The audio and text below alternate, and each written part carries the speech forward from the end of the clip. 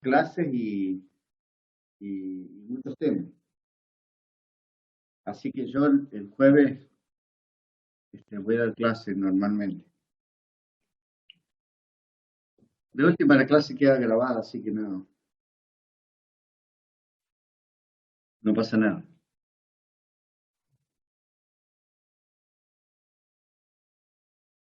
Así que juega escalón. Me alegro por él que ya empieza a tener un poquito de experiencia. Va a ser un técnico espectacular, Escalón. Bueno, vamos a ver cómo sigue. Sí, sí, sí. Ya tiene algo, digamos, en serio. Le queda ahora jugar contra Italia a ver si.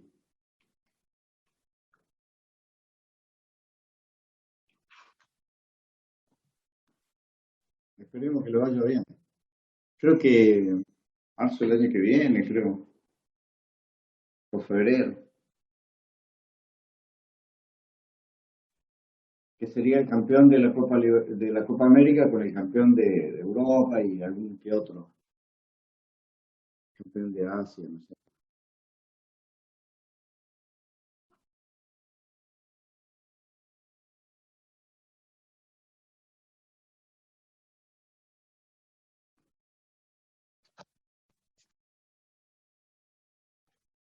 A ver ahí. Mm. Quiere andar, pero por ahí se corta.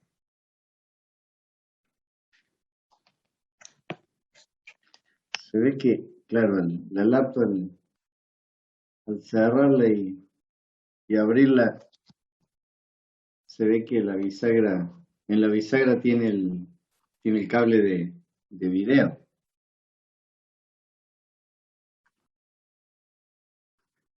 No tuve en cuenta que la cámara por ahí era útil.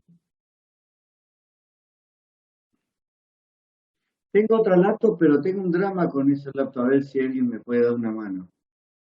Eh, la compré nueva, pero le puse el Office de la facultad y a partir de ahí perdí el control de la laptop.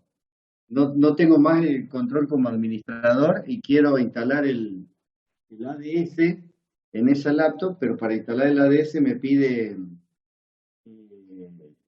eh, digamos, desactivar el Windows Defender. Y no puedo hacerlo porque dice algo de TI, qué sé yo, que no, como que consulte, no sé qué. No me permite, o sea, no tengo control de la laptop como administrador. Entré a los foros, qué sé yo, me decía que había que, entrar digamos, eh, en algunas configuraciones de la laptop, qué sé yo, pero todo lo que hice no funcionó. Entré al registro de Windows para ver si podía desde setear el registro poner que vuelva a tener acceso a administrador. Tengo acceso como administrador, pero no al Windows Defender, a desactivar el Windows Defender. Y al no poder desactivarlo, no puedo instalar digamos, el ADS. Necesito sí o sí tener, digamos, desactivado. Lo intentó con el firewall. Eh, claro, o sea, eh, entré a Windows, al firewall, o sea, a Windows Defender Firewall, pero no me deja acceder a él, digamos, porque me dice que no soy administrador. Y ahí quedamos, medio raro. Pero fue todo a partir de instalar el Office de la facultad. Vieron que tenemos acceso al Office a través de la universidad. Así que bueno. Bueno, vamos a ir a compartir. compartir la pantalla.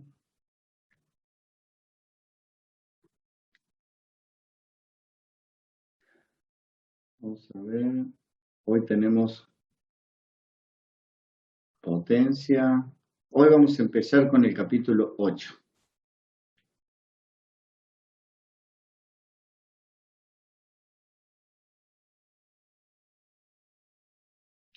Bueno, si les parece bien, comenzamos la clase.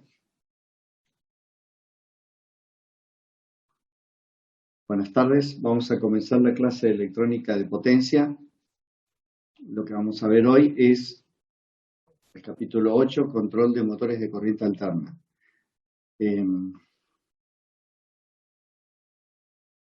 Los motores de corriente alterna lo vamos a subdividir en dos tipos de motores, asíncronos y motores síncronos. Los asíncronos también se suelen llamar motores de inducción, y los síncronos tienen de polos lisos, de polos salientes, síncrono clásico, digamos, luego síncronos de reluctancia conmutada y después síncronos del estilo del motor brushless. Actualmente se están utilizando los motores de corriente alterna para diversas aplicaciones en lugar de incluso hasta reemplazando en muchas aplicaciones los motores de corriente continua. Así que hoy esta tecnología de motores es más utilizada.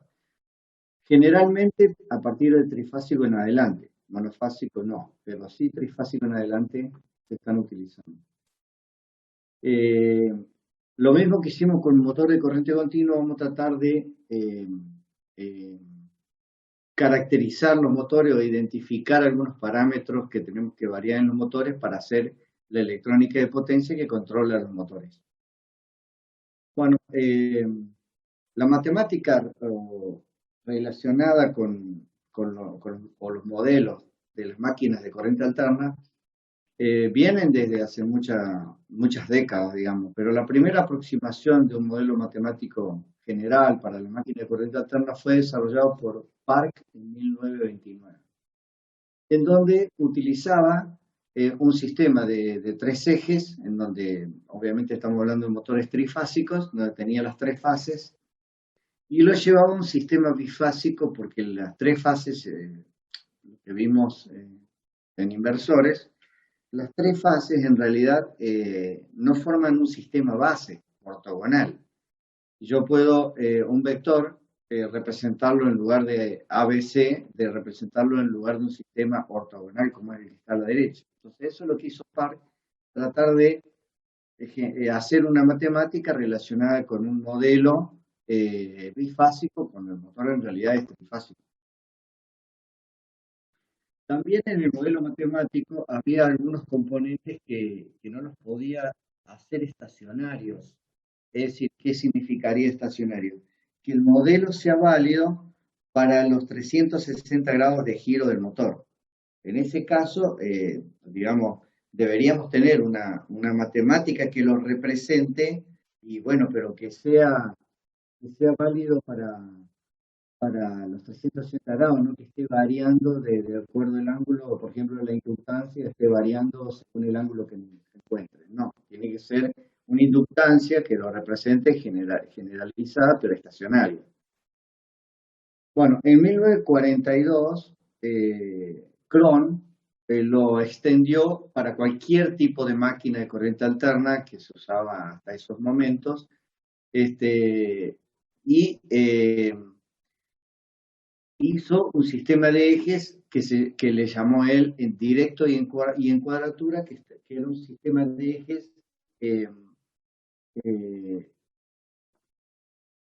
digamos,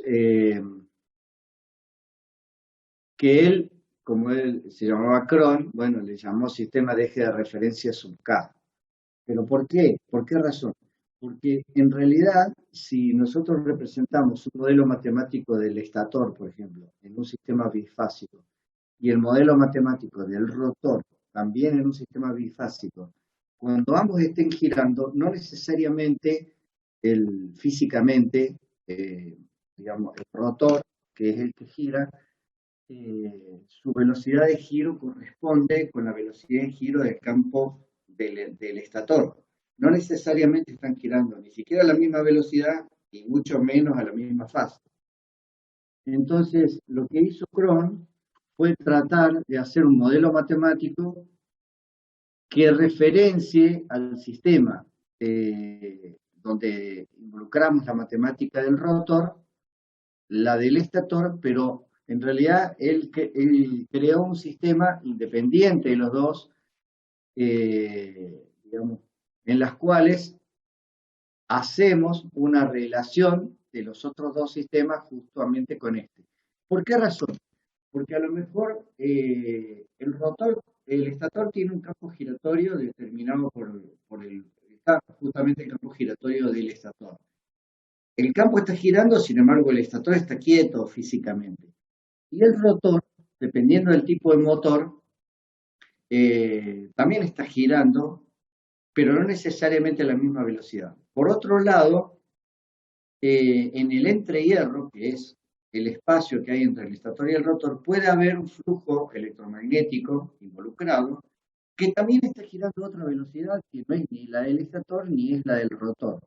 Entonces, el sistema de referencia acá se puede anclar, digamos, o estacionar sobre el marco de referencia del estator, del rotor o de otra cosa como el entrehierro.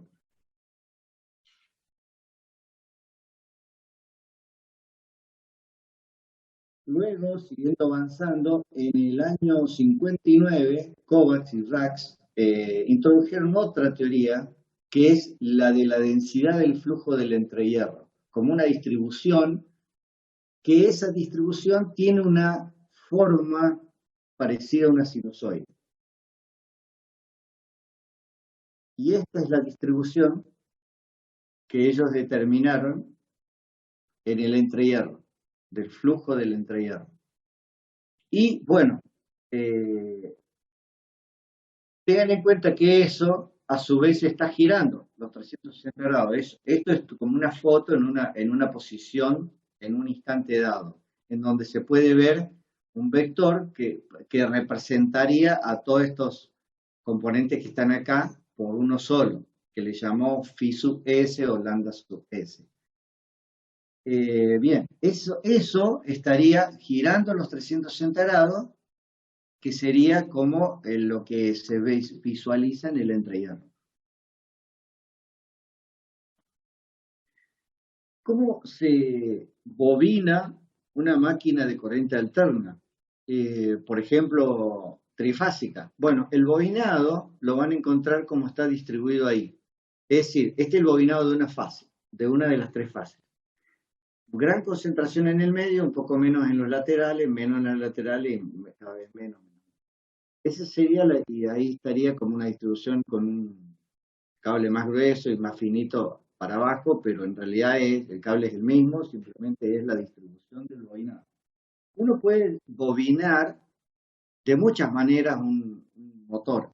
Por ejemplo, lo puede bobinar de manera que se llama concentrada, en donde bobinamos, hacemos un bobinado, vamos a hacer este bobinado. Hacemos un bobinado así, otro bobinado así, y otro bobinado así, estarían las tres fases, pero eso es un bobinado concentrado. No es esto lo que se usa para bobinar un motor. Se usa un bobinado que se llama distribuido, en donde se bobina la parte superior, digamos, más cable, más distribución de cable, en las próximas delgas menos y así sucesivamente menos, y queda una distribución que se llama uniforme. Esa distribución uniforme hace que la forma que va a tener este flujo va a ser más de características más parecidas a una sinusoidal. Esta diapositiva es tomada de un manual que es de Rías, un profesor de la Universidad de Minnesota, y ahí muestra cómo es la distribución de ese mismo vector que estábamos hablando, pero en un sistema bifásico. Si ustedes ponen el bobinado del sistema bifásico, ahí pueden ver cómo es la distribución del flujo de campo y cómo es ese vector, pero ese vector ahí no está girando. Dice el texto, está bueno esto, pero no está generando un vector que rote. Esa sería una explicación de por qué un motor bifásico, monofásico, un motor monofásico necesita un bobinado a 90 grados y un capacitor que genere, digamos, la posibilidad es de generar un sistema de dos fases para que el vector resultante sea un vector que esté girando.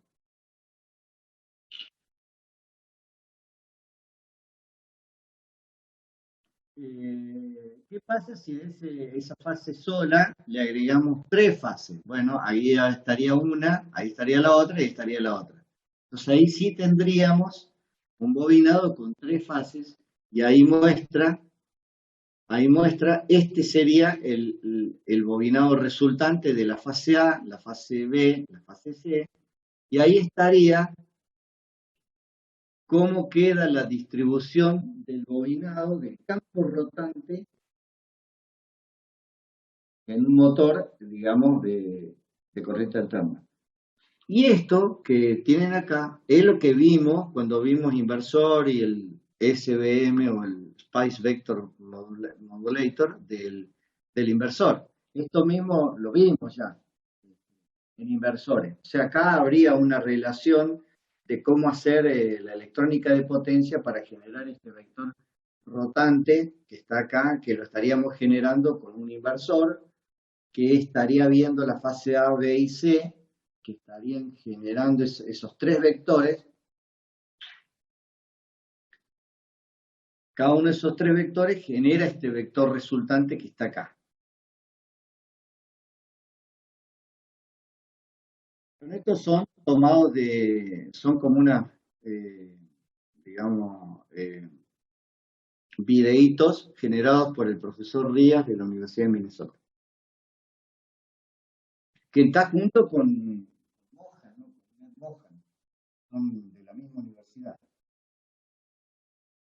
Mohan, el que escribió los libros de electrónica de potencia. Bueno, continuando con el análisis matemático que se preparó en su momento, bueno, lo que ellos vieron es lo siguiente. Va a haber un vector rotante durante los 360 grados de corriente del estator. Por otro lado, va a haber un vector rotante también de la corriente del rotor, que puede ser por inducción, si es un motor de inducción, o girando a la misma velocidad que el estator, pero a distinta fase. Ese sería un motor síncrono. Entonces, estas dos corrientes, una es la generatriz, o esta es la que genera, y esta es la que se induce, o esta es otra más.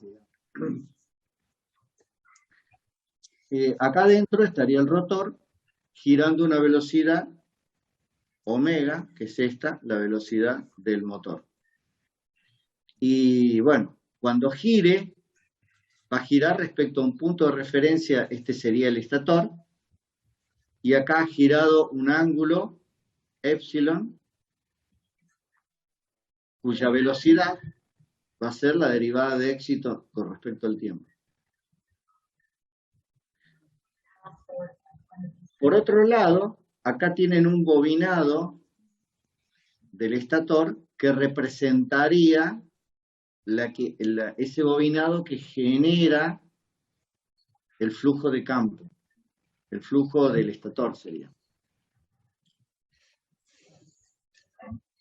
Sobre ese vector que estaría acá,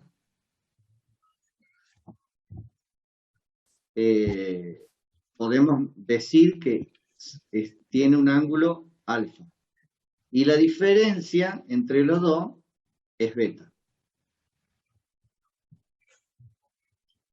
Esto sería más o menos, a ver, hay alguien que tiene a ver si pueden desactivar los volúmenes, el micrófono.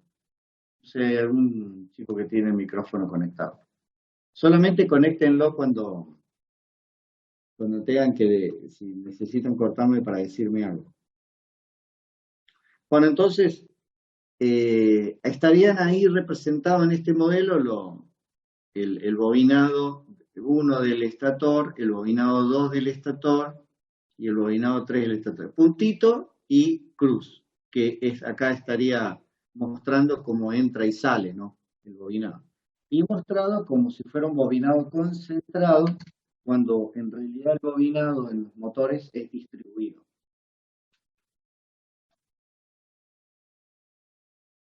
Esta sería la forma de cada una de las tres fases del bobinado de la fuerza magnetomotriz creada por ese bobinado distribuido.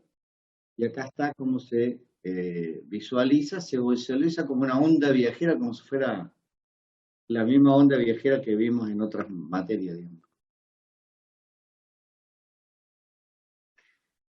La distribución de esta forma, que si bien no es senoidal, pero podríamos decir que es aproximadamente senoidal, si la miramos con mucho cariño podría llegar a ser senoidal o cosenoidal. Entonces, esta es la función en términos exponenciales del coseno de un ángulo.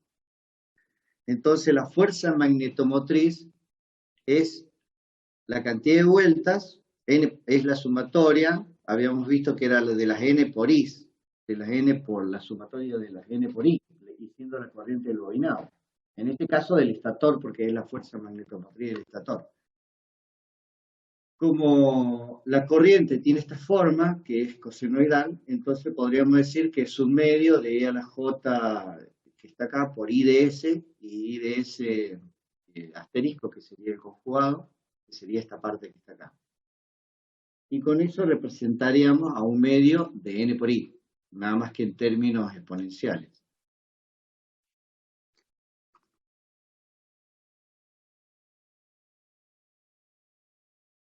Esta es la matemática que utiliza Leonard, Werner Leonard, que es de donde sacamos la bibliografía para esta parte. Bien. Ahí pueden ver cómo es la función coseno. La función coseno se mueve en este eje. Hace esto, hace este barrido la función coseno. En el eje real sería. Y este es el imaginario. De la misma manera que podemos ver que una corriente IS en realidad está generada por tres componentes, que es esta parte y esta parte, y con eso generamos la corriente IS resultante, que es lo que estamos viendo acá. Que sería esto que está acá. Este sería la resultante, la que está en magenta, y la resultante de las tres. Nada más que acá es una foto en un instante dado. También la fuerza magnetomotriz la podemos expresar en términos del valor ángulo alfa, que es este que está acá, porque sería esto es la fuerza magnetomotriz del estator, y este es el ángulo alfa, cuando este es el cero, ¿no? Y en función del tiempo, porque está variando. Entonces, sería n por i por coseno, y bueno, puede estar un poquito corrido, sería el valor delta, es esto que está acá. ¿Por qué razón? Porque proviene de esta es la que genera esta, en realidad, la genera la corriente del estator. Por esa razón, muestra ahí en el libro que está generado de esa forma. Definitiva, la fuerza magnetomotriz del estator se puede decir que es un medio, o sea, la sumatoria de las NI del estator, pero la I en términos cosenoidales, que es un medio, con esta ecuación que está acá, que es en términos cosenoidales.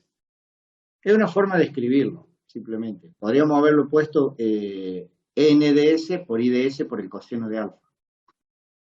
Lo mismo la fuerza magnetomotriz del rotor. La fuerza magnetomotriz del rotor, nada más que en lugar de alfa es beta. ¿Por qué razón? Porque beta es este ángulo que está acá. Porque en realidad se desplazó epsilon y este es el valor del ángulo que genera la fuerza magnetomotriz. Así que la del rotor estaría rotado ese ángulo beta respecto de, o sea, el rotor respecto del estator.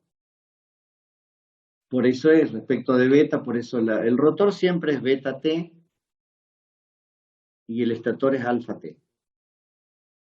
También hay otra más, que es la onda resultante en el entrehierro.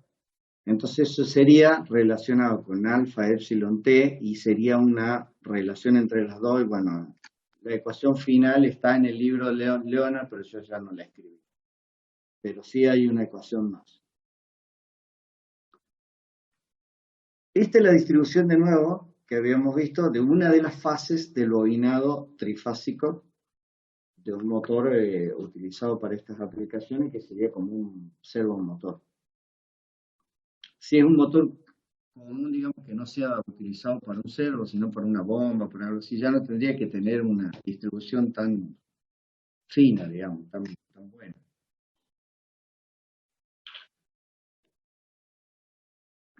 Hay otra definición que está en los libros de máquinas eléctricas, que es que cómo es el enlace de flujo en un motor. El enlace de flujo es la inductancia por la corriente más la inductancia mutua por la corriente del rotor. La otra es la corriente del estator. Y modela el motor como unas tensiones que lo conectan al estator y unas tensiones que pueden estar o no en el rotor. Si esto está en cortocircuito, las tres, estamos hablando de un motor de jaula de ardilla en donde tiene todo el rotor en cortocircuito. Y estas tensiones acá, en este punto medido, son cero. Y el modelo sigue a la resistencia del estator y luego el enlace de flujo del estator. Que el enlace de flujo es todo esto, es la inductancia del estator por la corriente más la inductancia mutua por la corriente del rotor. Pero resulta que la corriente del estator lo podemos ver en un vector, digamos, si lo hacemos así en un sistema, podemos ver esto y que está girando. Esta sería la corriente del estator. Y la corriente del rotor también es un vector que vamos a dibujarlo por acá, y que también está girando. Pero esta corriente del rotor no necesariamente gira a la misma velocidad que la corriente del estator, y mucho menos a lo mejor en fase. Entonces estamos haciendo una matemática en donde tiene un vector que está girando en un marco, pongámosle el marco rojo, y la corriente del rotor, bueno, está girando, si lo vinculamos con este marco de referencia, el mismo marco rojo, o podemos relacionarlo con su propio marco, que sería algo así, que sería un marco de referencia del rotor, y este un marco de referencia del estator.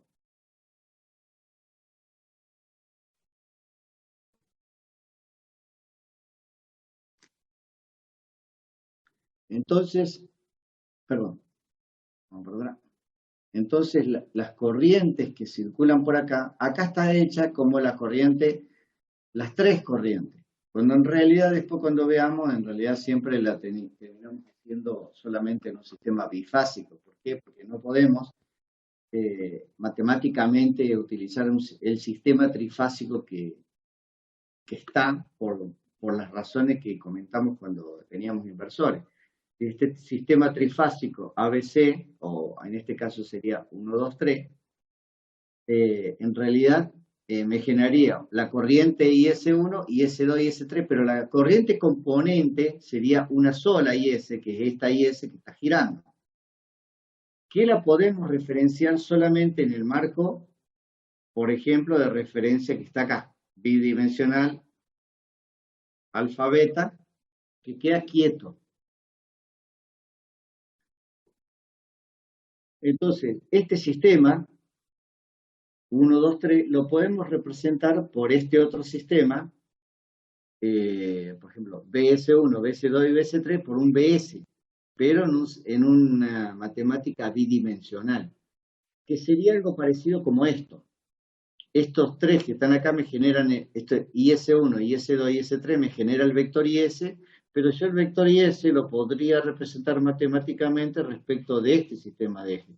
X, Y, o alfa, beta, o como le quieran llamar. Entonces voy a tener esta componente y esta componente de la parte IS.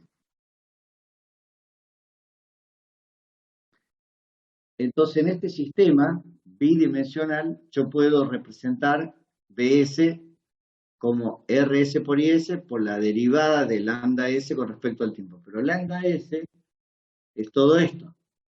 Entonces sería RS por IS por LS por derivada de IS con respecto al tiempo más M. La corriente del rotor, para poder anclarla sobre el marco de referencia del estator, la tengo que rotar. Por eso está por E a la J epsilon, que lo que estoy haciendo ahí es rotar. Y epsilon puede ser epsilon sub t, o sea, variable en el tiempo. No necesariamente está quieta. Y lo mismo para el rotor, pero nada más que, fíjense que este tiene E a la J epsilon y esta corriente es E a la menos J epsilon porque es la del estator y acá lo estamos referenciando al rotor. Desde el estator yo veo el rotor desde un lado y con el rotor veo el estator rotado, digamos, o sea, 180 grados. Estas dos ecuaciones en realidad me darían estas dos ecuaciones, porque esto está en un sistema de dos ejes, me daría una ecuación para la parte real y una ecuación para la parte imaginaria. Y esto también me daría dos ecuaciones, que sería la del rotor, una parte real y otra imaginaria, y tendría cuatro ecuaciones. Me faltaría la ecuación de torque. El torque electromotriz, en realidad, bueno, en el libro de Leona está bastante complicado el tema por la siguiente razón. ¿Cómo hacía la ecuación de torque de un motor de corriente continua? Bueno, las escribía muy fácil. Torque electromotriz es una constante Kt por IA y se terminó la discusión. Pero Kt también podía decir que era proporcional al flujo de campo o también era proporcional a la corriente de campo. Pero si es proporcional a la corriente de campo, estoy multiplicando la corriente de campo por la corriente de la armadura y están en fase estas dos corrientes o qué relación tienen dentro de los 360 grados, ni nada de eso consideramos. Directamente dijimos que hay una KT acá y es una constante y se acabó la discusión. Esta constante dejaba de ser constante cuando cambiamos la corriente del campo. Si cambiamos la corriente, esta corriente de campo, entonces esta constante deja de ser constante. Eso es lo que veíamos en un motor de corriente continua. ¿Y por qué podíamos hacer eso? Porque resulta que la corriente, el flujo de campo y el flujo de la armadura son los mismos o mantienen ortogonalidad entre sí dentro de los 360 grados que está girando el rotor. No cambia, digamos, su relación entre sí y siempre son ortogonales. Esto no se puede ver en el caso de un motor de corriente alterna. ¿Por qué razón? Porque la corriente del estator vamos a fijarla solamente en el marco de referencia bidimensional. Entonces sería esta la corriente del estator. Y ese que está girando los 360 grados. Bien, pero la corriente del rotor, ¿qué? Bueno, la corriente del rotor, si yo la tengo en este marco de referencia, también la tengo acá, y del rotor, que también gira, pero esta no necesariamente gira a la misma velocidad que esta otra, y si giraran a la misma velocidad, no mantienen su fase, que sería el caso de un motor síncrono. Gira a la misma velocidad, pero no tienen la misma fase. Y el motor asíncrono directamente no giran a la misma velocidad. El rotor, la corriente del rotor siempre es menor, su velocidad de giro, digamos. Entonces, si yo quiero multiplicar esta por esta, bueno, bien, voy a encontrarme en problemas porque su valor está cambiando dentro de los 360 grados, no se mantiene constante y tendría que ver qué parte, cuando se multiplican los dos, como tengo que hacer una suma vectorial, la parte que en realidad genera torque es la parte esta. O sea, la parte de la generación de las corrientes que me genera un vector de tracción hacia allá, en un instante dado como este. Si en ese instante dado, solamente, si yo tengo un vector acá, bien, esta parte que está acá no me genera torque, me genera torque solo esta parte.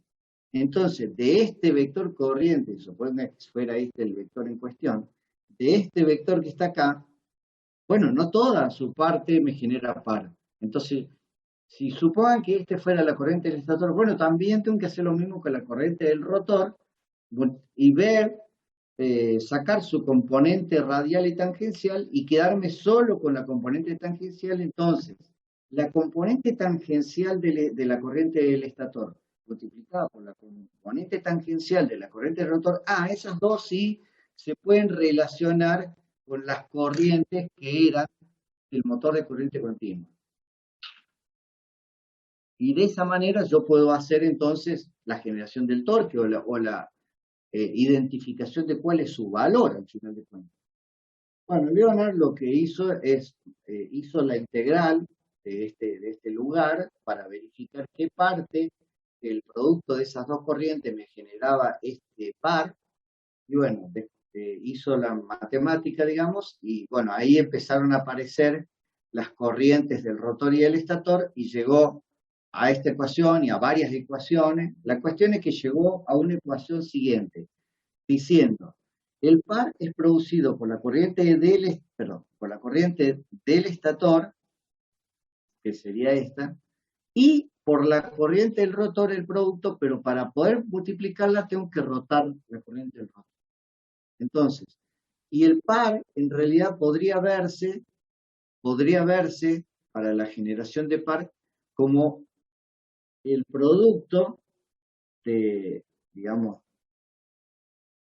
vectorial de la corriente, de la componente de la corriente del estator con la componente de la corriente del rotor. Pero es un producto vectorial, producto entre dos vectores. ¿Cómo es un producto vectorial? Si yo tengo una matriz y esta matriz me genera,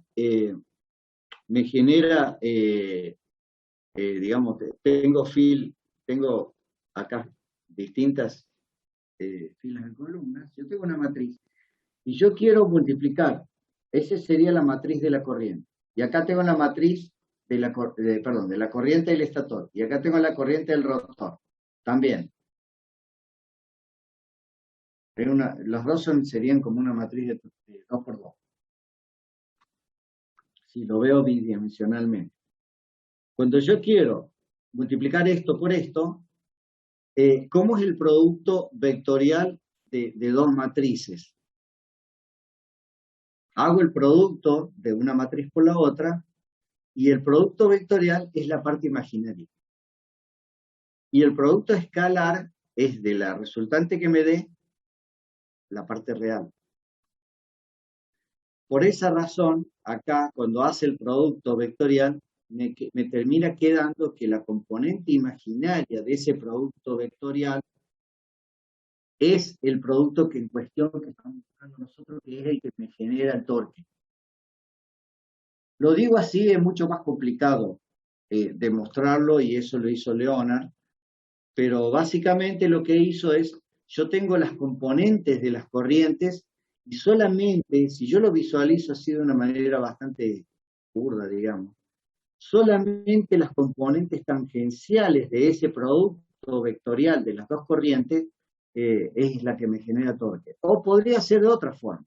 Podría, de la corriente del estator, ver qué parte de esa corriente del estator es la que tiene su componente tangencial, de la corriente del rotor, ver qué parte, sacando la foto en un instante dado, porque esto lo tengo que hacer igual dentro de los 360 grados.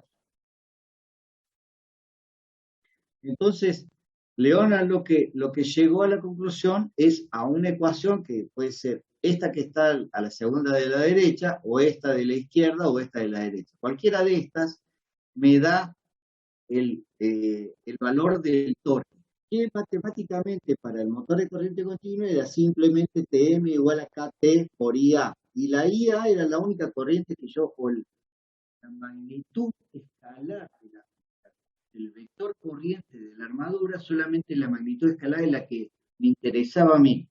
Me interesaba su valor absoluto sin tener en cuenta su fase ni nada, por la razón de que estaban siempre en una situación de ortogonalidad con la corriente de campo. Aquí ya no, ya tengo que analizar las componentes de cada uno de ellos para poder hacer recién el producto. Bueno, eso me daría entonces este producto que está acá, que este sería la ecuación de par. Este sería Tm, el par electromotriz. Esto sería una constante, K, y este sería el producto de estas dos corrientes durante todos los 360 grados que estemos observando. Puede que en algunos ángulos ese valor no tenga un par tan, digamos, de tracción. Puede ser que en algún instante intente tener un par hasta negativo. Tenemos que ver, o sea, es un par que ya no va a ser estacionario.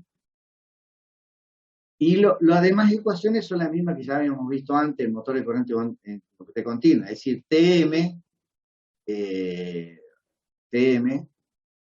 es igual a TL más J derivada de omega con respecto a tiempo. Este sería el torque de aceleración y este el torque de carga, y cuando la velocidad está estacionaria, esto se hace cero y me queda que el torque electromotriz igual al torque de carga. Esto es igual que el motor de corriente continua. Lo que cambia con el motor de corriente continua es cómo analizo las corrientes, porque las corrientes son dos vectores que a su vez giran y a veces necesariamente para visualizarlas, para poder anclarlas en una matemática, tengo que ver en qué marco de referencia anclarlas para poder desglosar sus valores dentro de los 360 grados.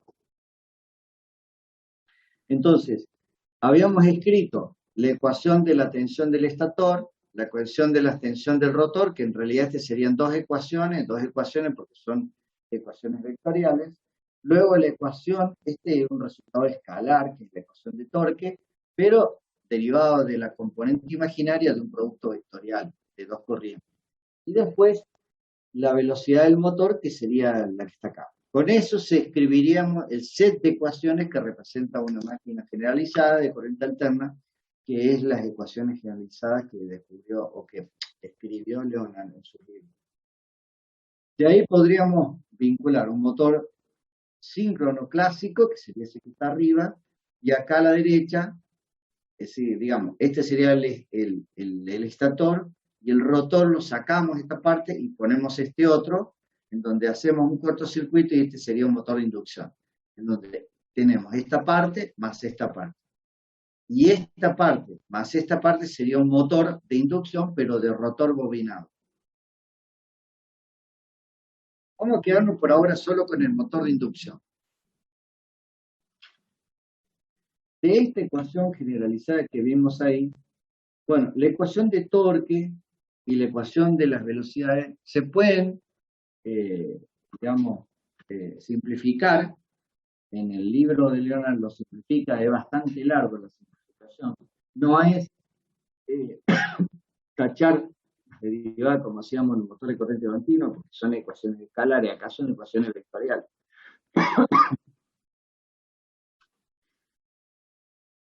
En estado estacionario se describe tres velocidades que hay en juego en un motor, en una máquina. Por ejemplo, una máquina de inducción. La velocidad del campo giratorio del estator, la velocidad del campo giratorio del rotor y la velocidad física que tiene el motor. Cuando está en estado estacionario, la suma de ellas, o esto menos esto menos esto, es igual a cero. Lo que es lo mismo decir lo que está acá. Omega 2, que se llama frecuencia de deslizamiento, a la frecuencia de, digamos, del campo giratorio del estator, menos la velocidad o la frecuencia de giro, digamos, del motor. O S por omega 1, siendo S una magnitud escalar adimensional que representaría al deslizamiento de la velocidad que hay entre el campo giratorio del estator y el campo giratorio del rotor. Es un valor que si tenemos una tensión de entrada alterna, frecuencia, bueno, el deslizamiento siempre va a tener valores positivos o cero, no puede asumir valores negativos. Pero si tenemos un inversor como driver del motor, el deslizamiento puede adoptar valores negativos.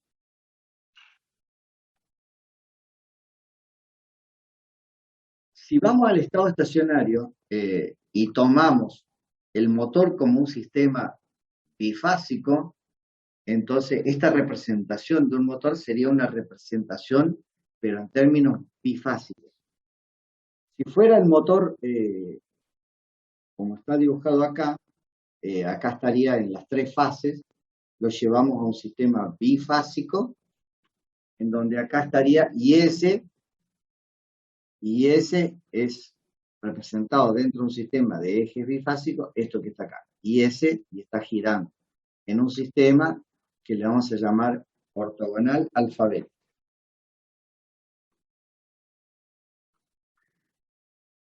El marco de referencia o la velocidad con que está girando es omega 1. Y el marco de referencia del rotor también es omega 1. Cuando en realidad en el rotor estaría omega 2.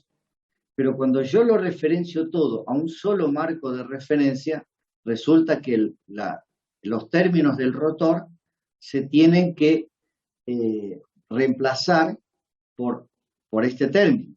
Si yo lo cambio por omega 1, me va a aparecer el término S en el medio, y bueno, acá se cancela, me queda S sobre S, y acá me queda solo sobre S porque la resistencia no varía con la frecuencia, fija. Entonces, ahí sí tiene en cuenta S y acá se cancela.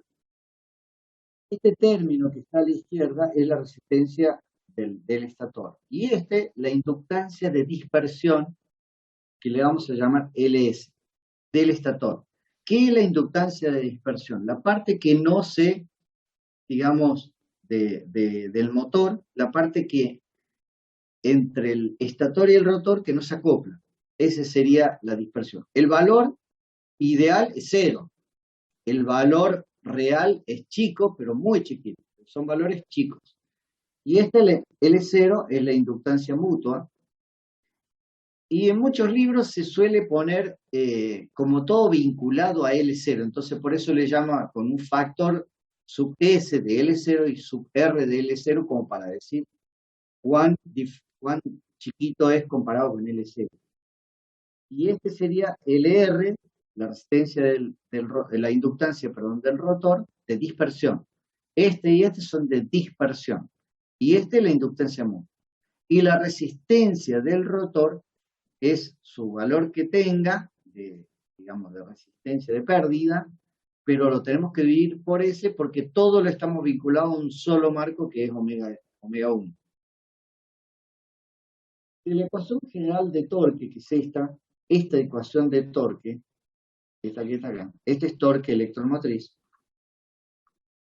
En los libros llegan a una ecuación más simplificada para estacionario, que sería como una constante K, que sería este valor que está acá,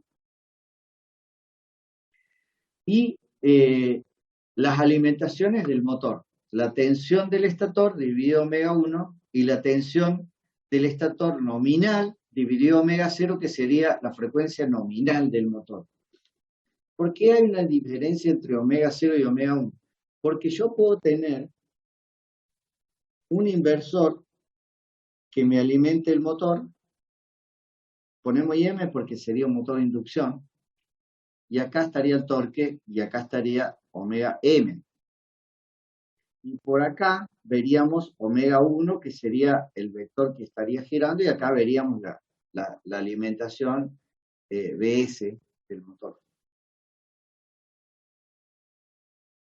Resulta que el omega 1 puede ser distinto del omega 0, que es la frecuencia nominal del motor, porque yo puedo al inversor hacerlo girar a distintos valores de omega 1, distintos valores de frecuencia.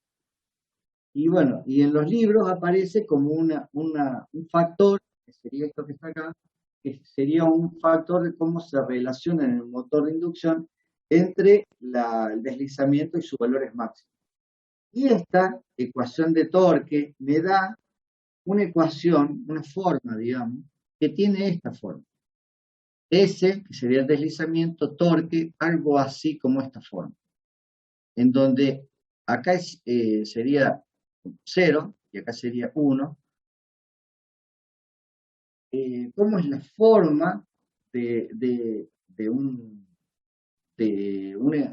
valor de par en función a los distintos valores de deslizamiento que tenga ese motor de inducción? Esta ecuación sería esto que está acá. Pero no se representa de esta manera, sino se suele representar de esta otra manera. Se representa torque arriba, deslizamiento sobre deslizamiento máximo acá abajo. Y el valor lo ponemos al revés. Uno acá adelante, en donde acá el motor está detenido, y acá está 0, y de este lado podemos ver que S puede ser negativo. O sea, S puede ser positivo o S puede ser negativo dependiendo, digamos, de sus valores. El valor S máximo es un valor que se describe aquí tendríamos el torque máximo. Entonces, dependiendo, esta es una forma que tiene, pero la forma real que tiene un motor es esta forma, pero puede tener distintos formatos dependiendo de cómo esté bobinado, si es un motor de jaula de ardilla, cómo esté distribuida el bobinado de jaula. Y esta es la relación de torque, y esta es la relación de deslizamiento, acá es 0 y acá es 1. Y esta región que está mostrada acá es la región que es válida, digamos, porque para allá ya el motor no tiene tracción.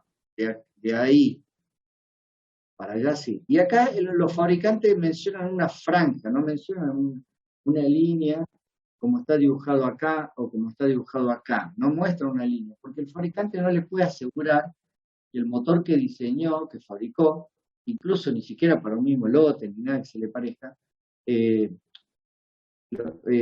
fabricante les puede decir que exactamente a dónde está. Le dice, está más o menos en esta región. Por la dispersión que hay entre los... Más que nada lo que cambia mucho el torque del motor es el entrehierro que haya entre el estator y el rotor. Y el entrehierro es calibrado, es rectificado, todo lo que quieran llamarle, pero nunca es perfecto. Esa imperfección que va a haber, bueno, es la que me genera esta dispersión entre un motor sacado y otro motor. Y en algunos fabricantes le llaman CL, que quiere decir que cuál es la magnitud del par, digamos, en el arranque. cuando mayor clase tenga, bueno, mejor par de arranque tiene. Bueno, eso, fíjense cuando vean los motores, un datasheet de un motor como está mostrado. Yo lo que le puedo, voy a poner esta diapositiva más fea. Esta forma de ecuación de par que tiene acá, se puede lograr con un motor de dos jaulas, con una jaula externa y una jaula interna. La jaula externa me daría esta forma y la jaula interna me daría esta otra.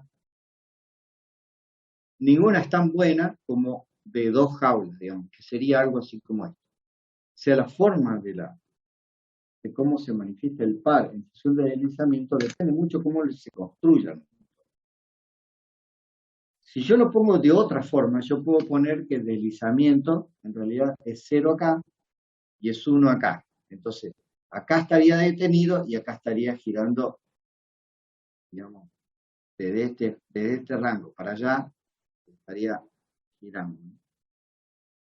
Y entonces nosotros podemos describirlo de esta forma, y bueno, es también una forma de describir cómo se mueve el motor. Y podemos decir lo siguiente. Esta parte le vamos a llamar primer cuadrante o cuadrante de motor, y esta parte que está acá le vamos a llamar segundo cuadrante, o porque es un cuadrante que tiene par negativo, y acá es un cuadrante que tiene par positivo. ¿Cómo se logra el par positivo, el par negativo? ¿Cómo hacemos para que el deslizamiento sea negativo? Bueno, volvemos al inversor, tenemos el motor, y tenemos que estar girando a una velocidad, y tenemos un par electromotriz que en este caso es positivo. Estamos acá. Bien, ¿qué pasa si yo quiero cambiar la velocidad del motor? Bueno, si quiero cambiar la velocidad del motor, lo veo acá en la ecuación de estado estacionario, que sería esta, que acá me está diciendo, si yo veo la ecuación, me está diciendo cómo cambiar la velocidad del motor. En realidad, si yo saco omega m, me quedaría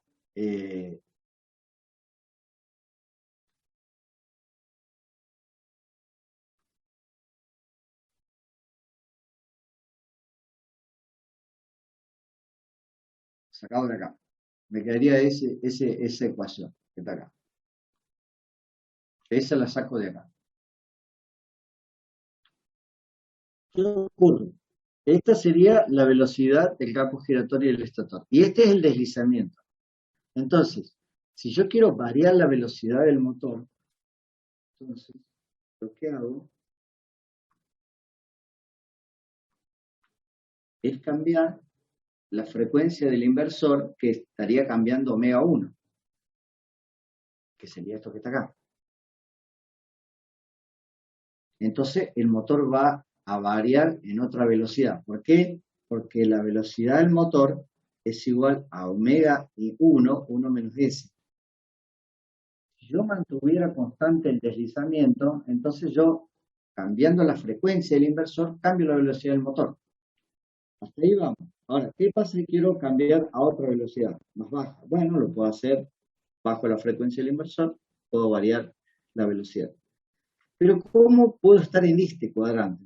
Bueno, para estar en este cuadrante, ustedes se fijan, para estar en este cuadrante dice que omega 1 está girando en este sentido y omega m lo mismo. Y acá, me dice que gira de la misma forma, en el mismo sentido. ¿Y cuál es la diferencia entre los dos? Bueno, la diferencia entre los dos, para que acá haya deslizamiento negativo, tenemos que volver a la pregunta ¿qué es el deslizamiento? Vemos acá que el deslizamiento en realidad es omega 2 menos omega 1. Bien. Si es la diferencia del omega, entonces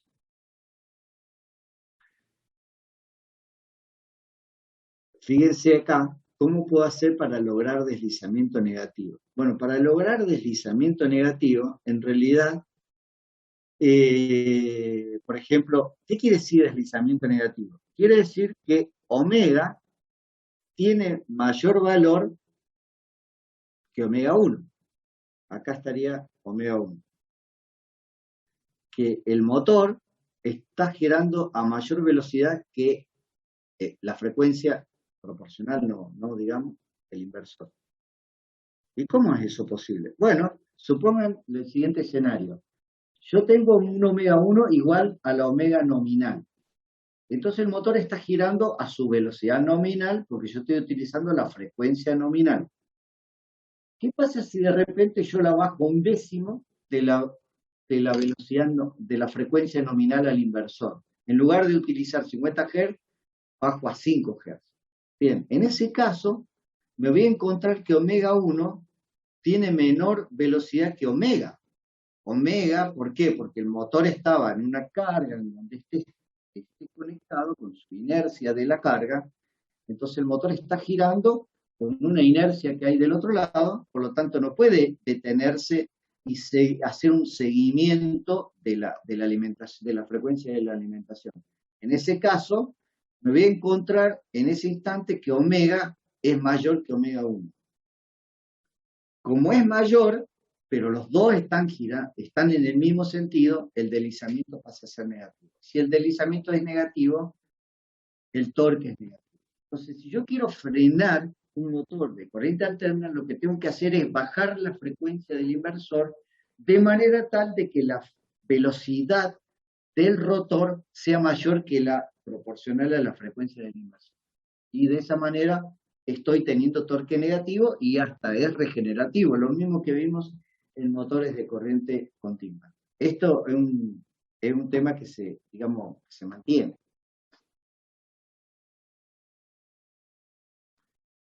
¿Cómo son los parámetros del rendimiento en estado estacionario?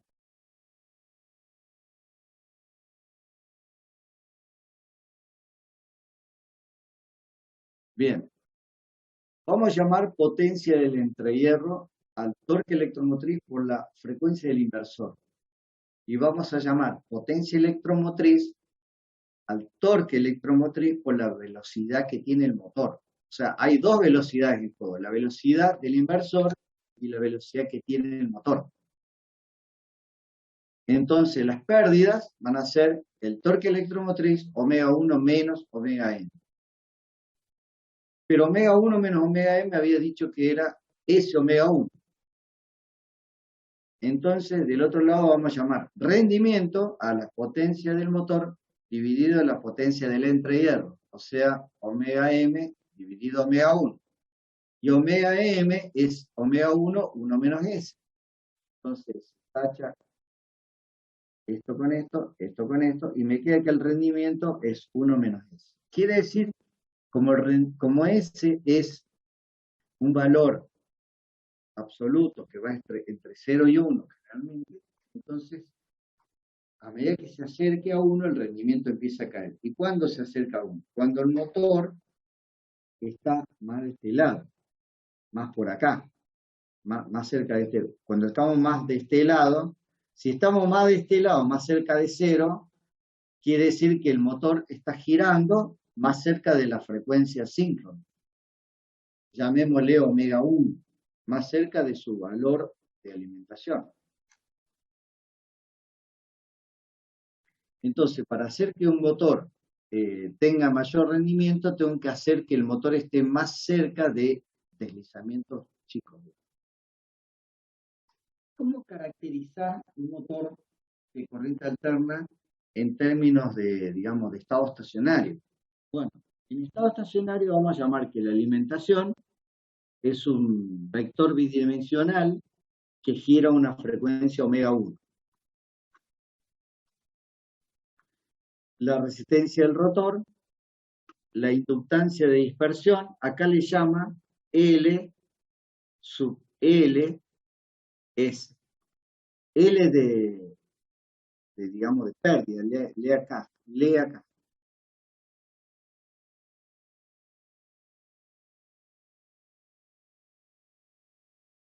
No sé cómo se escribe. Leakage. Eso es algo así. A ver. ¿Recuerdan cómo es?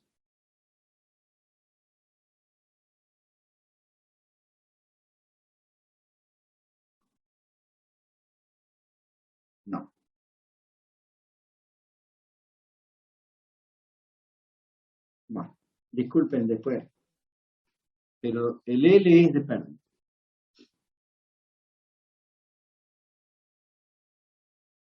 Bien, tengo la inductancia de dispersión del estator, la inductancia de dispersión del rotor. Y acá tengo la resistencia del rotor dividido S. Esto sería 1 sobre S.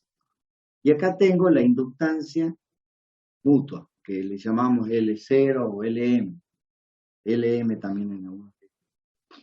Y sobre la inductancia mutua podemos leer la fuerza contra electromotriz. Bien, este sería un modelo bidimensional, cuando en realidad el motor es básico, pero representaba un sistema bidimensional en donde la tensión y la corriente y las corrientes son vectores. Vectores en un sistema bidimensional. Bien, ¿cómo caracteriza, cómo determinar todos estos valores que hay acá? Bueno, se hace con un test que se dice, ¿cómo lo hacíamos en el motor de corriente continua? Bueno, medíamos la corriente en el arranque, la corriente que llega a su valor pico, ese sería el tau, y con eso medimos ese tiempo, y ese tiempo en realidad sería la constante de tiempo eléctrico. ¿Cómo medíamos la constante de tiempo mecánico? Bueno, le damos un escalón de tensión y veíamos el tiempo que tarda en alcanzar la velocidad a su valor nominal o su valor de estado estacionario sería. Y bueno, alcanzado el estado estacionario, ese tau de tiempo de alcanzar la velocidad es la constante de tiempo mecánico. Bien, acá ¿cómo se hace? Bueno, las resistencias de pérdida la podemos medir con un miliómetro. Entonces, en realidad el motor sería, lo que respecta al estator, como estamos midiendo la resistencia del estator, en realidad sería como un bobinado así, un bobinado así y un bobinado así. Si yo miro el estator, sería mirando de esta forma. Ahora, si yo leo entre este borne y este borne, bueno, la resistencia de pérdida que esté leyendo lo tengo que dividir por 2, porque estoy leyendo entre dos bobinados. Entonces, esa sería la medición de la resistencia del estator, del bobinado del estator, de pérdida, digamos. La inductancia mutua se mide con un test que se llama sin carga. Y el resto de las inductancias y la resistencia del rotor la mido con un test que se llama de rotor bloqueado. Vamos entonces a la resistencia del estator. Bueno, eso es lo que acabo de comentar, nada más que lo termino dividiendo. Si mido entre fase y fase, tengo que dividirlo por 2, y ese me daría en millón, con un miliómetro hay que leerlo, no con un test del Romun, que es un miliómetro, de valores muy chiquitos. Con eso yo veo y leo la resistencia que hay en el rotor, en el estator. Y ya tengo entonces la resistencia del estator averiguada cuánto vale. Simplemente lo mido. Segundo paso, test sin carga. Cuando el motor, yo le aplico la tensión nominal y el motor empieza a girar, pero en vacío. No le pongo carga al rotor. Al no ponerle carga en el rotor, entonces la resistencia del rotor que está mostrada acá es sobre S. Pero ¿qué pasa? Si el motor está sin carga, estoy acá. Si esto es S, esto es 0 y esto es 1. Y acá tengo el torque. Estoy acá si está sin carga. Muy cerca de 0 con el S. Y entonces la resistencia del rotor dividido casi 0 me va a dar infinito este valor. Al estar infinito, entonces la corriente que circula es la que pasa, en realidad es la que está pasando por inductancia mutua y nada está pasando por el rotor. Entonces podemos decir que la corriente es aproximadamente 0 la que está circulando por el rotor. Entonces toda la corriente que midamos acá en realidad es la que pasa por la inductancia mutua. Y como este valor es muy grande comparado con la inductancia de dispersión, la reactancia que estemos leyendo acá en todo el circuito, en realidad se debe a la inductancia mutua y a la resistencia que ya había leído previamente. Entonces, a esta la vamos a considerar muy chica, tan chica que prácticamente no influye comparado con la inductancia mutua. ¿Verdad? Entonces, el valor ese que voy a estar leyendo, en realidad lo podemos decir que es la inductancia mutua. Entonces ya tengo la resistencia del rotor, ya tengo la inductancia mutua, tengo dos componentes ya medidos, leídos, digamos. Me queda el test de rotor bloqueado. ¿Qué hago? Le aplico la alimentación, el motor empieza a girar sin carga, gira hasta su valor nominal. Una vez que giró, ¿qué hago? Le aplico un freno mecánico sobre el eje del rotor, pero tan brusco que el motor se frena. Se frena, leo los valores y suelto. Cuando leo los valores, porque tengo que leerlos porque si no la corriente empieza a... Pero leo los valores, veo que el valor está más o menos quieto, suelto. Cuando pasa eso, de nuevo viendo acá, ¿dónde estamos acá? S, 0 y 1, y acá tengo torque. Cuando está detenido el motor, o está, digamos, totalmente frenado, estoy acá. Entonces, esta resistencia del rotor, que era sobre S, ahora es sobre 1. Y entonces, la corriente que va a circular por acá va a ser muy grande, pero va a ser la que esté circulando por este lado, en realidad. Y la corriente que circule por el lado de la inductancia mutua va a ser prácticamente cero. Porque este valor es muy grande, porque el motor está detenido, está circulando prácticamente toda la corriente por este lado. Entonces, ahora vuelvo a leer los valores como conozco la tensión, leo el valor de la corriente, veo el desfasaje que hay entre la corriente y la tensión y sus valores, y de ahí, como conozco este valor, la componente resistiva de lo que estoy leyendo es la diferencia que estoy viendo. Y la componente reactiva en realidad corresponde solamente a esto porque este otro lado está como un circuito abierto. Entonces, la componente reactiva solamente se debe a la dispersión del rotor y del estator. Y de esa manera, entonces yo, habiendo conocido RS, puedo despejar lo que parte de esa componente, leo el valor de RR, la resistencia del rotor, y toda la inductancia que estoy leyendo, en realidad le asigno esta proporción, que vamos a decir que esta parte corresponde a 2/3 y esta parte corresponde a 1/3 de los valores que estoy leyendo de inductancia. ¿Por qué? Porque en general la dispersión del estator es mucho más grande que la dispersión del rotor.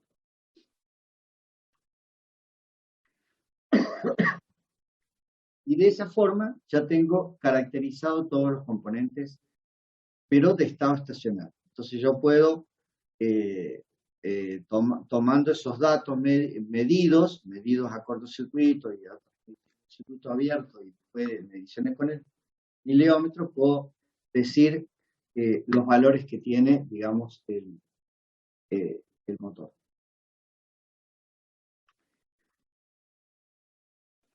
Pero en realidad, si yo tomara el modelo matemático completo del motor, que sería esas ecuaciones que vimos recién, en realidad esas ecuaciones pueden estar descritas acá y puedo utilizar un inversor con una frecuencia fija, cuyo valor es la frecuencia nominal, y ver cómo se manifiesta el motor, digamos, leyendo sus valores de torque, digamos. Torque, velocidad, corriente. Bueno, y eso se puede hacer con el MATLAB.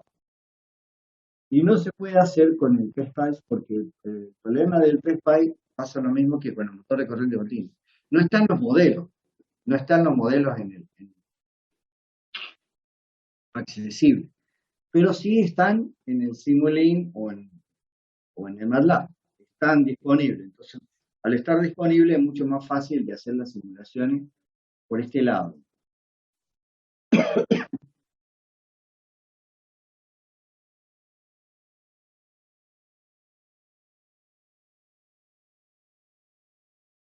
Bueno, vamos a correr el MATLAB para ver.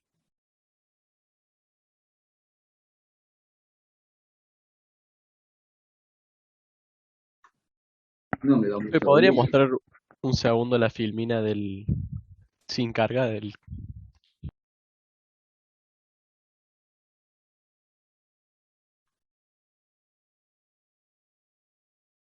Listo.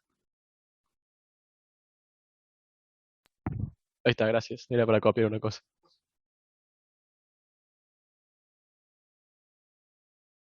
Bueno, ahí tengo el motor. Todo esto que está hecho acá, en realidad, es cómo generar una tensión trifásica, un PWM. El, el MATLAB, el Simulink en realidad tiene PWM.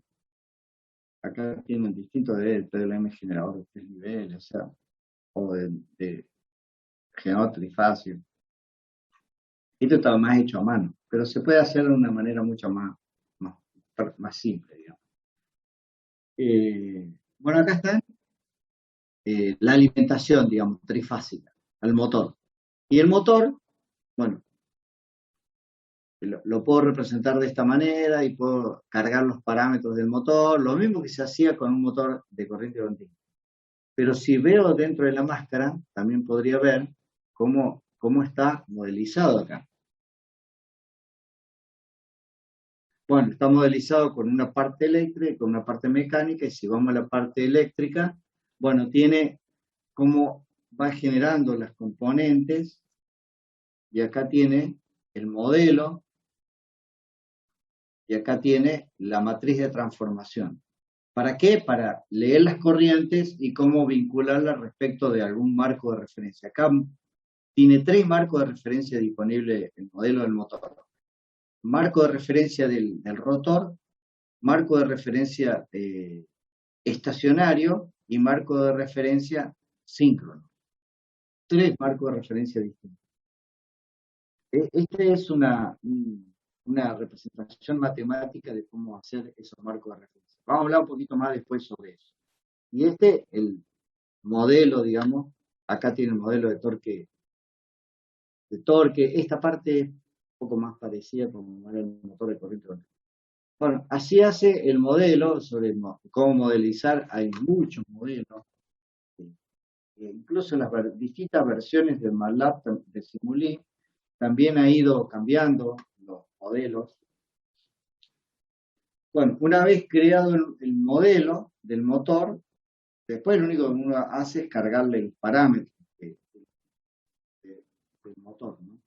Pero es un motor trifásico y, bueno, corremos. Lo que vamos a hacer es lo siguiente: aplicarle un torque eh, en forma de escalón dentro de 0,7 segundos, lo vamos a llamar de un valor inicial 0, lo vamos a llevar a 12 Nm. O sea, al principio entonces, hasta los 0,7, el motor va a estar sin carga, pero después lo llevamos a 12 Nm, en forma de escalón. Como lo hacemos de esa forma, entonces el torque electromotriz, que son M, quiere decir que es un vector, de donde yo acá puedo sacar cosas del vector. Acá saco el torque electromotriz, la velocidad, la corriente de la armadura, la corriente del estator, perdón, y la corriente del rotor. Todo eso lo puedo escribir acá.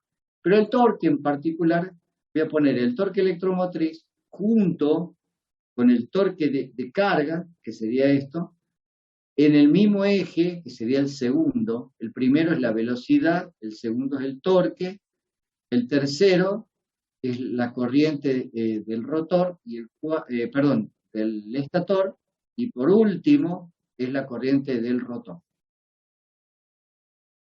Vamos a correr esto para que ustedes vean cómo en realidad es el torque electromotriz y la velocidad de un motor durante, digamos, el arranque, hasta llegar a su valor de estado estacionario, algo muy parecido a lo que vimos cuando vimos motor de corriente continua. Vamos a ver la primera. La primera era velocidad. ¿Cómo llega la velocidad a su valor nominal? Acá resulta, acá ya alcanzó casi la velocidad nominal. Acá tenemos un par, este que está en celeste, acá tengo, digamos, par 0, y lo llevo a 12 Nm en forma de escalón. Fíjense que pasa algo parecido, esto es par, el que está en amarillo. Par y baja a 0, y cuando lo llevo a 12, sube hasta 12. O sea, hace como un seguimiento de par, no parecido como lo que vimos en el de corriente continua. Pero acá, fíjense lo que es el torque. El torque alcanza valores muy altos, pero después empieza a bajar hasta valores hasta negativos. Y después vuelve a subir y después vuelve a bajar. Fíjense que acá está en una transición, pero siempre tiene un valor positivo más alto que el valor negativo. Por lo tanto, el valor promedio siempre es positivo. Tiene esta oscilación entre distintos valores de torque hasta que se llega a un estacionario. ¿Cuándo llega a un valor más o menos equilibrado? Cuando la velocidad del rotor se esté acercando más a la velocidad del campo giratorio del estator. Ahí donde, y lo pueden ver acá. Este es el rotor y este es el estator. Corriente del estator, corriente del rotor. Este sería corriente, pero en realidad no, como es, no es frecuencia, no es velocidad del rotor, ¿no? La velocidad del rotor es esta que está acá, arriba. Acá alcanzó su estado estacionario y ahí le aplico el torque. Cuando le aplico el torque del motor intenta igualarse con el torque de carga hasta que se igualan, pero a costa de esto hay un bajón de la velocidad del motor. Pero yo en ningún momento cambié la velocidad del motor porque la velocidad del motor está ligado con la frecuencia del inversor. Como yo no cambié la frecuencia del inversor en ningún momento, pero la velocidad sí está cambiando. ¿Pero por qué bajó la velocidad? Porque hubo un requerimiento de más torque. Analicemos esta primera parte de por qué está pasando esto. Bueno, está pasando porque cuando hago el producto vectorial entre la corriente del estator y la corriente del rotor, resulta que en un instante dado, o dentro de los 360 grados de giro del motor, o de giro del campo giratorio del estator, mientras está girando el campo giratorio del estator dentro de sus 360 grados, su componente tangencial multiplicada por la componente tangencial de la corriente del estator, esas dos generan un torque que va ampliándose, pero llega un momento que la frecuencia de que está girando el campo giratorio del estator es más grande que la del vector del rotor y ya como que pierde la tracción. Ese producto no necesariamente siempre pasa a ser positivo, sino que su componente es tal que empieza a generar torque negativo. Pero ¿qué pasa? Después vuelve a subir porque la frecuencia del inversor es mucho más grande que la del rotor, entonces lo vuelve a dar una vuelta, digamos, hasta que de nuevo vuelve a generar un par que es de tracción. Y lo va llevando como traccionándolo. Ese sería como el deslizamiento. Lo va deslizando, por ahí lo pierde. Cuando lo pierde genera negativo y cuando lo vuelve a traccionar empieza de nuevo a generar positivo hasta que llega a un estado estacionario. Acá ya medio que está alcanzando su valor más parecido entre la frecuencia y un valor de tracción, por eso el torque pasa a ser más estacionario, digamos. Pero termina siendo el torque cero porque la corriente, porque el torque de carga es cero. Esto que estamos viendo acá es el torque de aceleración. Eso mismo lo vimos en el motor de corriente continua. Esa parte es muy parecida entre el motor de corriente continua y el motor de corriente alterna. Lo que cambian entre uno y el otro es cómo se genera ese torque, porque ese torque acá está siendo generado por un producto que no siempre es positivo y empieza a ser oscilatorio. Por esa razón a veces los motores estos tienen un pequeño problema en el arranque, por esta razón, porque es muy difícil si no tengo un controlador de hacer que esto no sea tan oscilatorio. Yo puedo hacer con un controlador digamos, mejorar ese término oscilatorio en el arranque.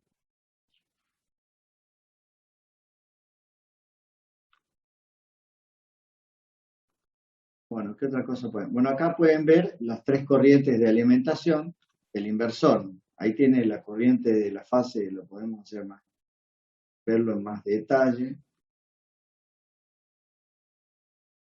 Bueno, ahí tiene la corriente del inversor de una de las fases, la de la otra fase y la otra fase. Sería la alimentación trifásica que me genera, que estoy conectando, digamos, sobre el motor, en las tres fases. ¿Corrientes o tensiones, profe? Perdón, tensión. Estamos hablando de voltaje. Gracias. Por ahí pienso una cosa y me sale otra.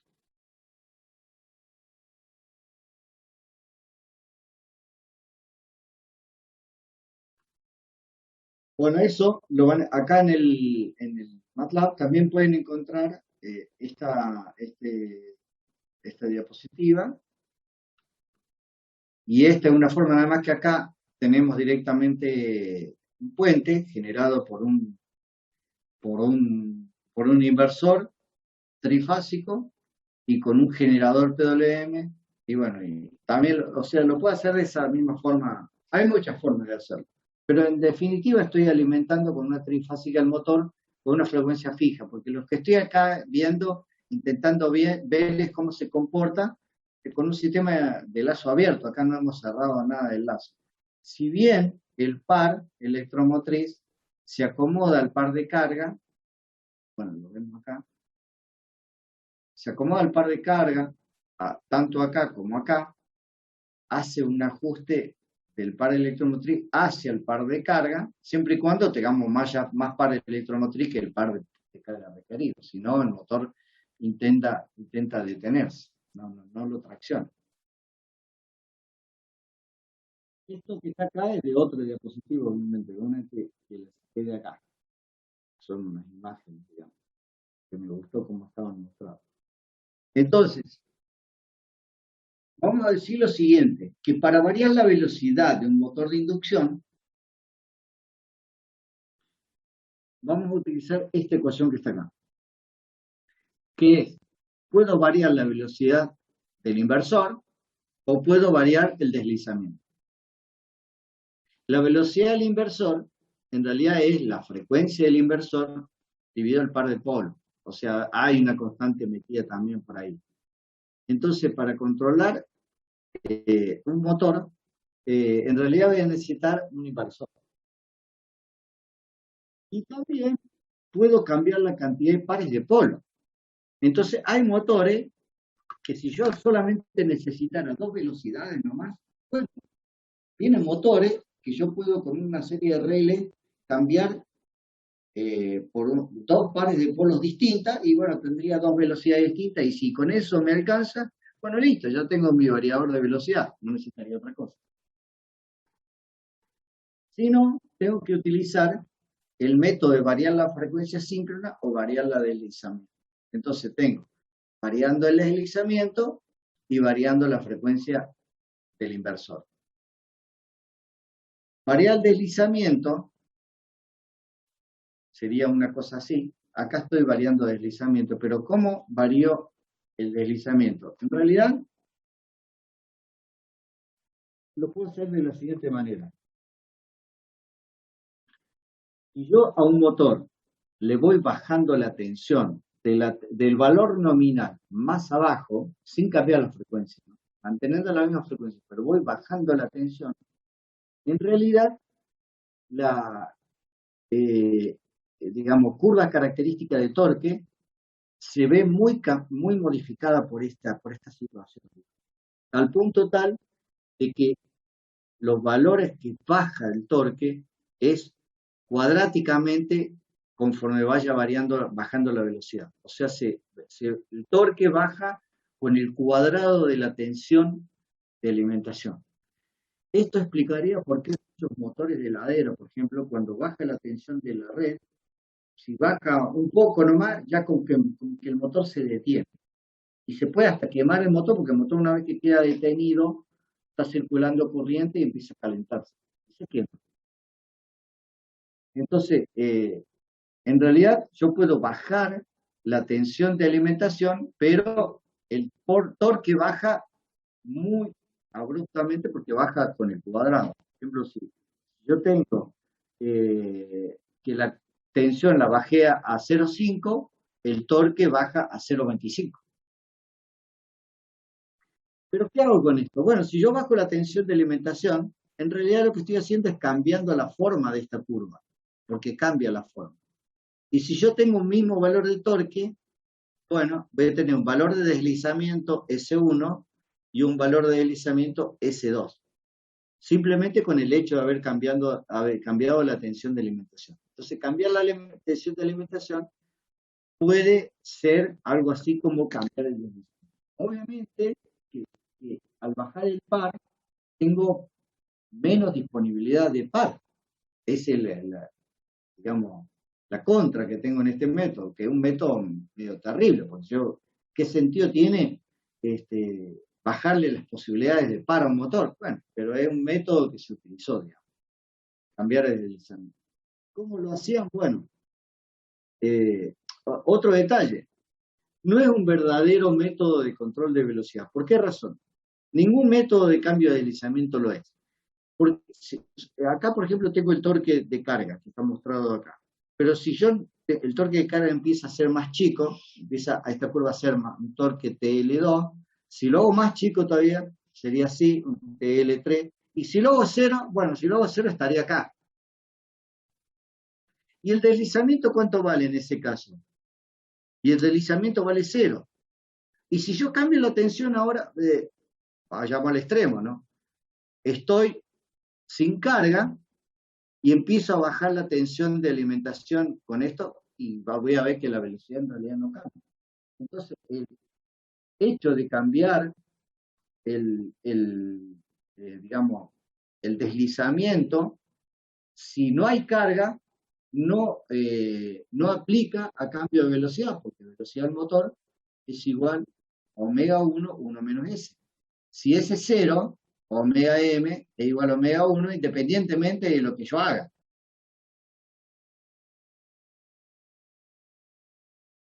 ¿Cómo lo puedo demostrar eso? Bueno, sáquenle las palas al ventilador de techo y intenten cambiar la velocidad con el variador de velocidad, ese selectivo que tienen en la pared, y van a ver que la velocidad es siempre la misma.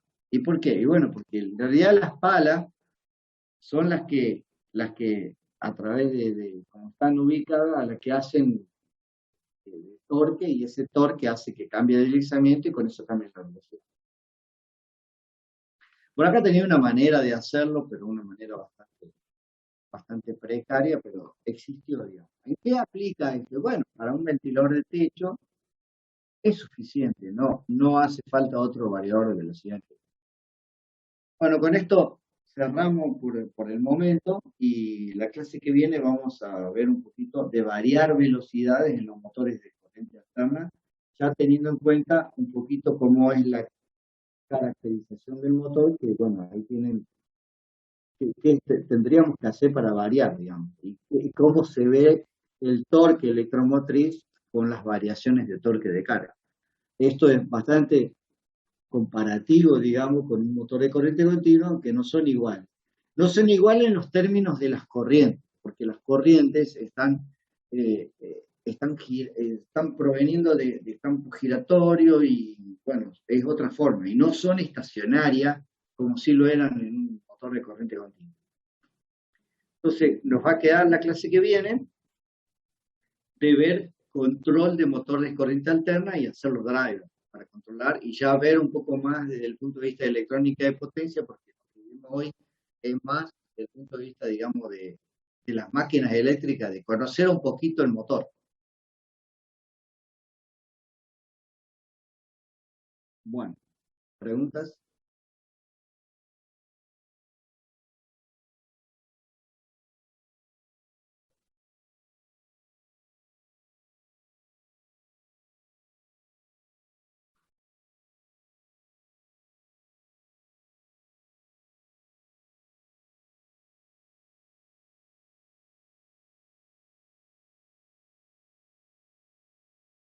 Bueno, si no hay preguntas, nos vemos en la clase que viene y nos vemos el jueves, que espero tener por lo menos aunque sea un alumno, alguien que no le guste el fútbol.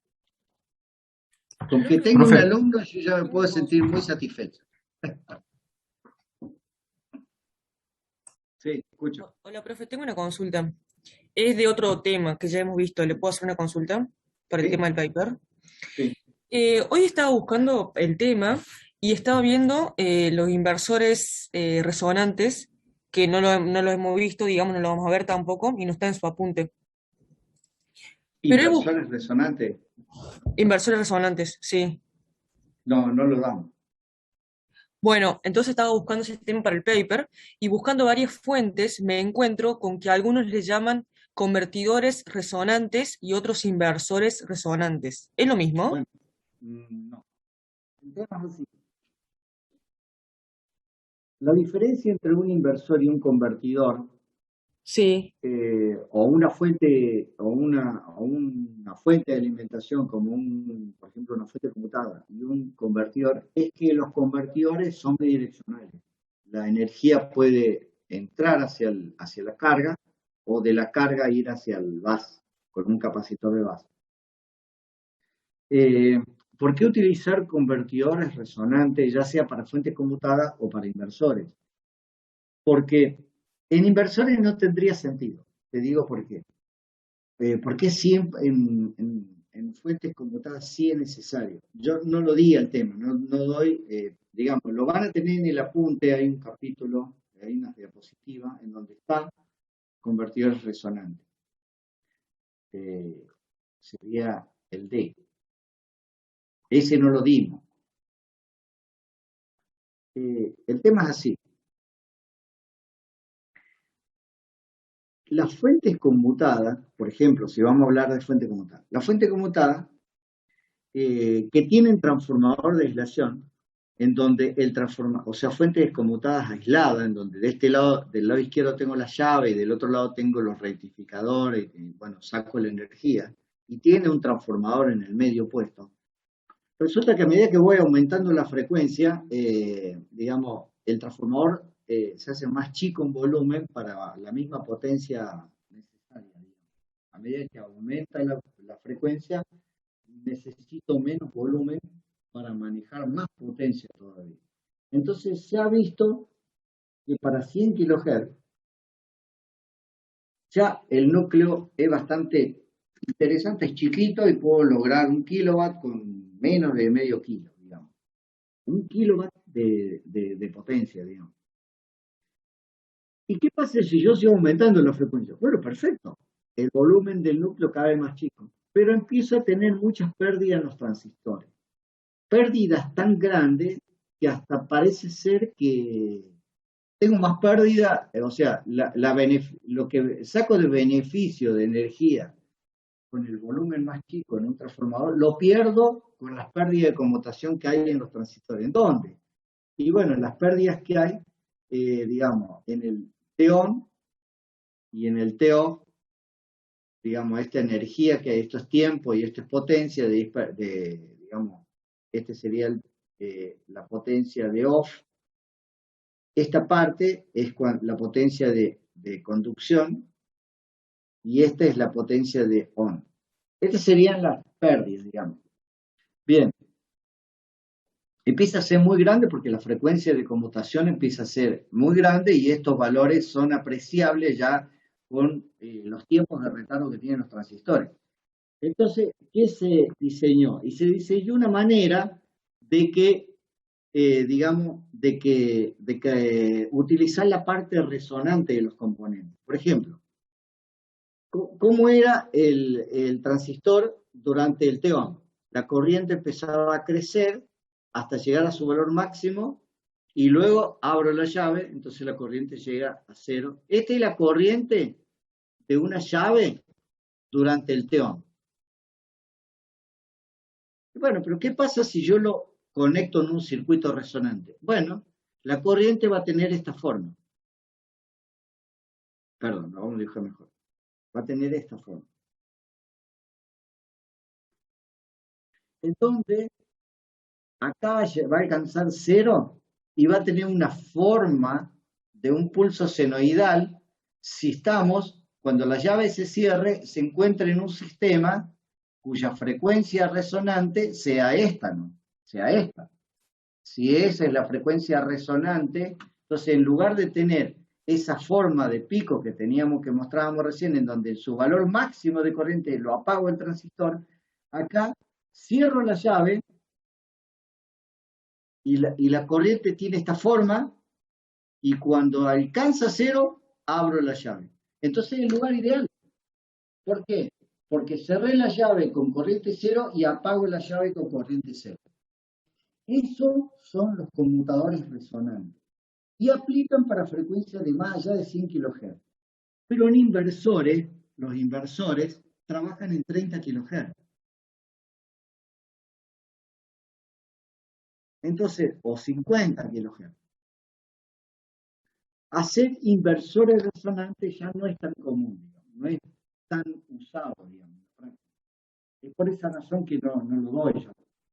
O sea que deberíamos usar entonces, basarme en las fuentes que encontré, digamos, de varios papers de convertidores resonantes, porque yo lo puse Pero para alta fuentes frecuencia. conmutadas resonantes te conviene ver, Fuentes conmutadas resonantes, en lugar de inversores resonantes. pero eso no lo tenía, profe. Lo veo Bueno, ahí vos estás queriendo ver hacer un inversor. ¿Y qué tipo de inversor vas a hacer? Lo que pasa que el profe Dramovich nos dijo que no usáramos, digamos, ninguno de los temas que vimos con usted, y estaba viendo su apunte que justamente en la parte de inversores decía que no se iba a ver inversor resonante. Entonces me puse a No, yo le investigar. dije que no íbamos a ver fuentes conmutadas resonantes. Ah, la fuente. No Bueno, inversores resonantes, fuentes voy a ver el tema conmutadas. ese. Y me quedó una duda también con el No, tema pero de la resonancia. ustedes pueden hacer un paper, o sea, no necesariamente, por ejemplo, ¿qué no vimos? Bueno, por ejemplo, yo le voy a tirar algunos tips. Por ejemplo, nosotros vimos inversores, ¿verdad? Sí, vimos inversores. Pero yo les comenté, por ejemplo, el SPW. Vimos el SPWM, ¿verdad? Pero yo le dije que, por ejemplo, la frecuencia, el MF es la frecuencia de la triangular sobre la frecuencia de la sinusoidal, ¿verdad? Bien. Que era un número entero.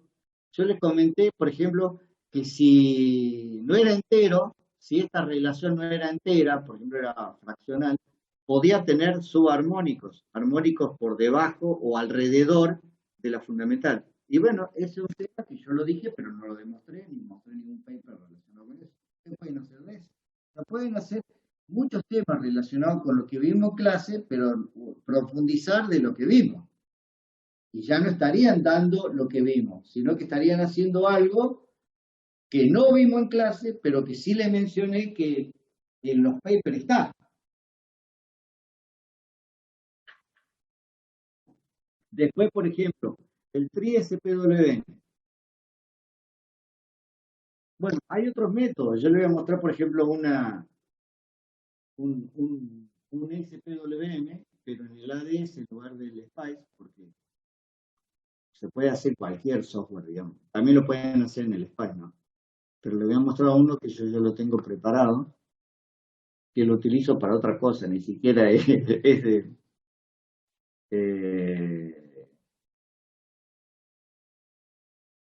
creo que está acá.